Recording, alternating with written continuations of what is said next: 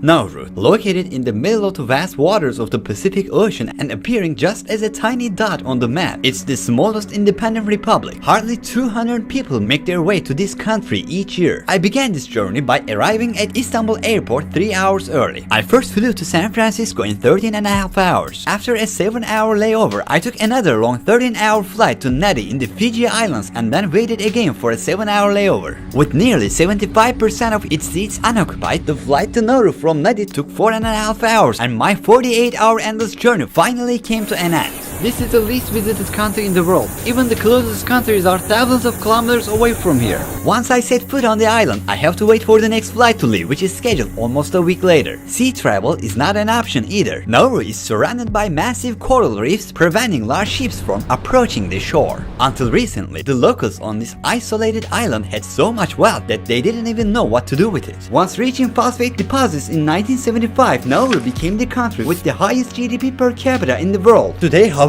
in these destroyed lands where no vegetables and fruits can grow, processed and fatty foods have become the norm. Topping global charts, Nauru is recognized by the World Obesity Federation as the world's most obese country, with around 60% of its citizens are obese. The World Health Organization also reports that Nauru has the highest cigarette consumption rate in the world. The government's effort to keep foreign media away from the country is quite obvious. After going through a month-long procedure in which I presented countless documents, I could hardly get a tourist visa. While the regular application fee is $50 Australian, an astronomical amount of 8,000 Australian dollars is demanded from journalists and media representatives as a deterrent. The police immediately took my drone I was carrying as I entered the country. You might have noticed something odd in the island's aerial perspective. They discourage capturing Nauru from the sky. Filming here won't be easy because of a dirty truth that Nauru has been trying to hide, which you'll come to learn in the following scenes. I am in the Yaran region right now. Since the runway area and the driveway area are right next to each other, it's usual for the cars to give way to airplanes here. Pedestrians are warned against jet blast occurring during landing and takeoff. This is because the country is so small that the strip-shaped airport stretches across the entire southwest coast of the island. What you see here is airport. If I want to get inside, I could just jump over this fence and I could do it. The total area of the island is only 21 square kilometers or 8 square miles. It takes a maximum of 20 minutes to drive the whole country by car, and every journey returns to its starting point as there is only one ring road. The police are on patrol all the time. As I don't want to draw attention, I've reached out to the only tourism agency in the country and I will begin to explore the island with a guide. According to the agency, only 1 or 2 tourists come to the island in a month, so the real numbers are way lower than those stated on the internet.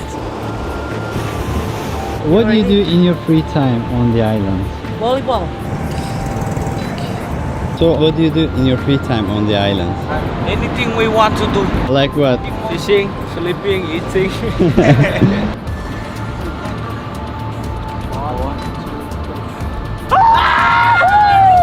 1, 2, 3. Woohoo! Get out of here, boy.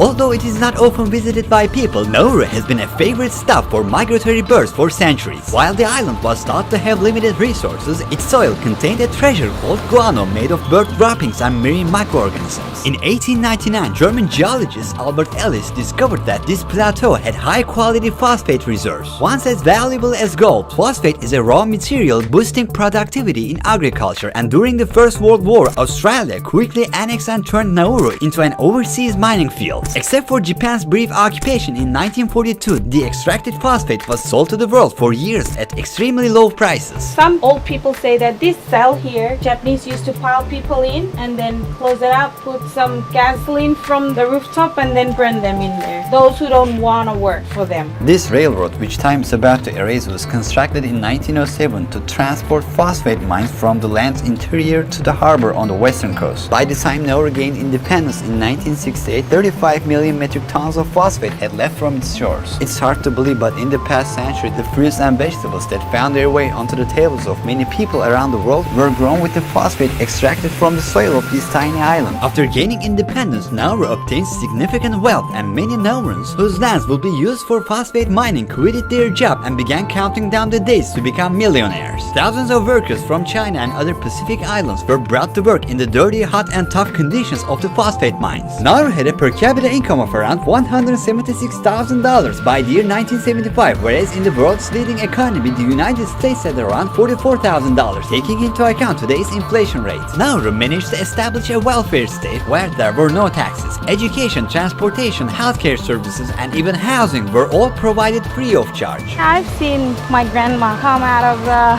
bank with the pillowcase. They put all their money inside and just walk out with the money. Spend it all up.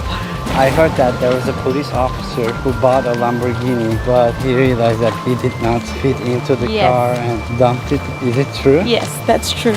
Even big some of waste. the cars are bought for just decorations. As Nauru suddenly became wealthy, a frenzy of consumption overtook them, and this small island was filled with the latest car models. Along the roadside, we came across a collection of abandoned luxury cars from the past: Cadillacs, Jeeps, Land Rovers. These are just a few of the vehicles that the island residents once used for speed and amusement on this road. It is almost like a car graveyard here. The layer of rust on them indicates how distant the days of glory are. Ever since I got here, the natives have been warning me to watch out for the packs of stray pit bulls roaming around the road. Once a popular breed, some islanders eagerly adopted these dogs and left them on the streets. Along with the dogs, more animals that were not originally present in Nauru were also brought in over time. Cat, chickens, and pigs are animals that the islanders have become familiar with relatively recently. When miners uprooted the trees and excavated fertile soil, all living organisms were harmed. It's neither suitable for agriculture nor construction, and Naurans are suffering dire consequences of this problem. Nauru's terrain is covered with pits, some as deep as 15 meters or 49 feet, and limestone peaks extending from the center of the island to the coastal areas. No agricultural products can thrive in this barren land with its high level of acidity. Naurans depend on highly processed canned food from overseas, mostly imported from Australia, to sustain themselves. The average life expectancy of the people of Nauru is 64 years. A poor quality diet has made Nauru hold the title of the world's most obese nation for years. This island, which was not yet discovered by the Western world 150 years ago, was self-sufficient, but now they outsource everything. Here, 97% of men and 94% of women are overweight or obese. The obesity issue in Nauru is like an epidemic. It's everywhere. On the streets, in the restaurants, at the markets, I see people struggling with extra weight. Within a population where 45% suffer from diabetes, amputations are common. There are awareness-raising banners all around the country. The store shelves are empty, as you can see. Products are imported here every 6 weeks. It's a luxury to have fresh fruits and vegetables on the island. A head of cauliflower is priced at 18 Australian dollars and a watermelon costs 61 Australian dollars. Many residents enjoy consuming meat products that Western countries refuse to sell to their own people and instead market them as turkey tails to Naurans. This part of the animal, which is 75% pure fat, is far from being nutritious.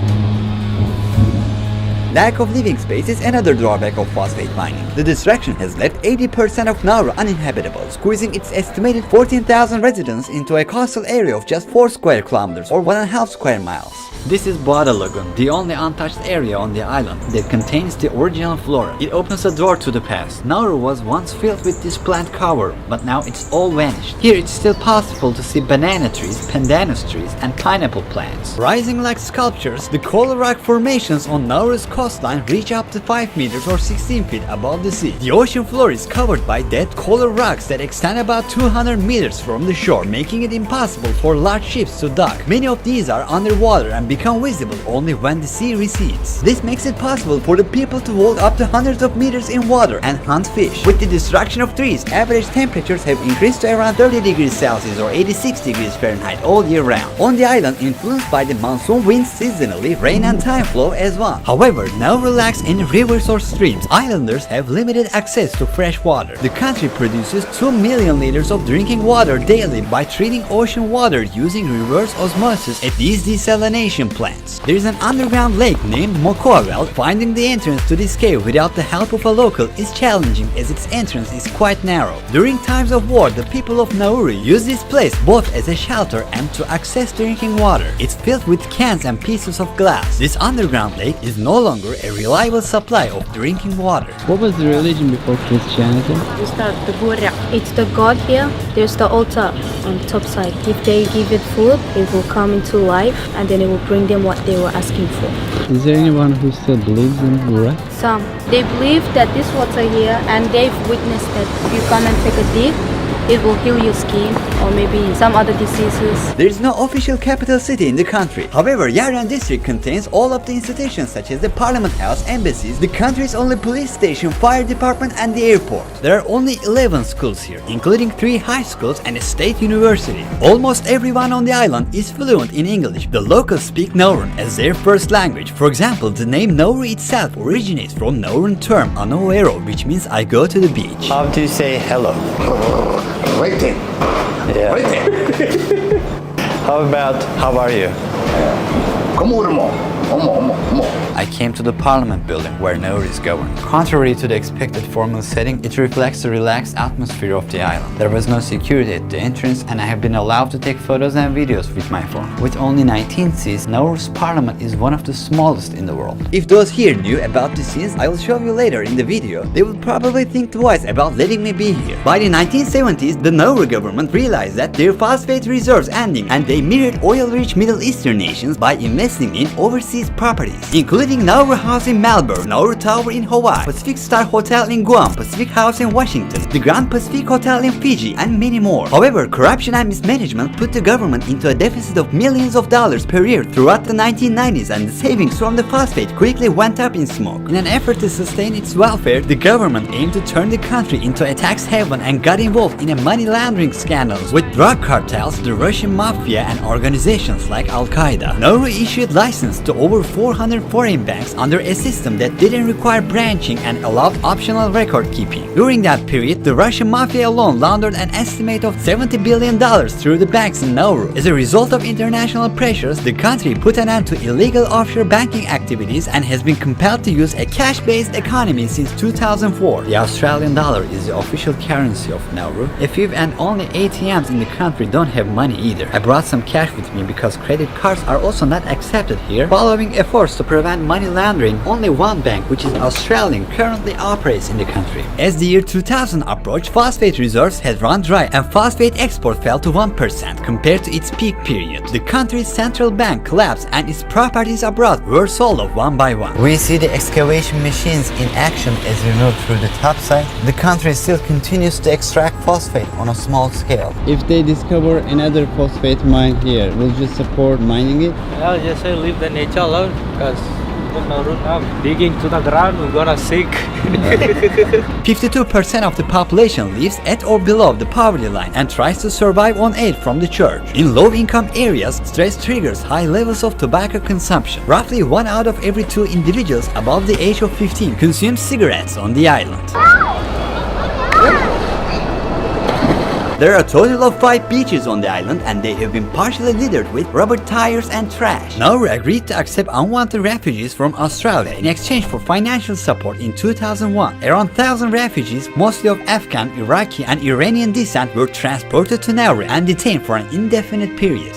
On the top side, 3 refugee camps were established. People were forced to stay in plastic tents for years under the scorching sun without regular access to clean water. Many tried to escape from inhuman, miserable conditions and uncertain future by ending their lives. The ones who suffered the most from this situation were the children, who made up the majority of the camps. Australia was spending an average of $550 million each year to maintain these camps. In other words, the Nauru government made a profit of $500,000 for each refugee held captive on the island. As I tried to get to these hidden areas, suddenly barricades appeared in my way. They had blocked all the roads leading to the camps located in the 3 different spots in the topside. I found a way to shoot from the outside. For around 2 decades, these camps became the scene of numerous individuals losing their lives due to medical negligence, accidents, and taking one's own life. Recent reports indicate that these places are now completely empty. However, the locals have no specific knowledge about this matter. Currently, Nauru is counting down the days to engage in deep-sea mining in collaboration with the Canada-based metals company. Their plan is to extract polymetallic stones that only grow a few millimeters per million years. These stones containing metals such as cobalt, nickel, copper, and manganese found in batteries will be the energy source of the near future. Scientists warn that these mining operations, putting marine life at risk, could potentially reduce the ocean's capacity to absorb carbon and accelerate climate change. The illusion of wealth that suddenly Nauru got itself into in the late 1960s 1960s caused a generation to not understand the importance of artwork and education. The government did not make future plans and exhausted all the nation's resources. It seems almost impossible to build a better future here without the necessary motivation,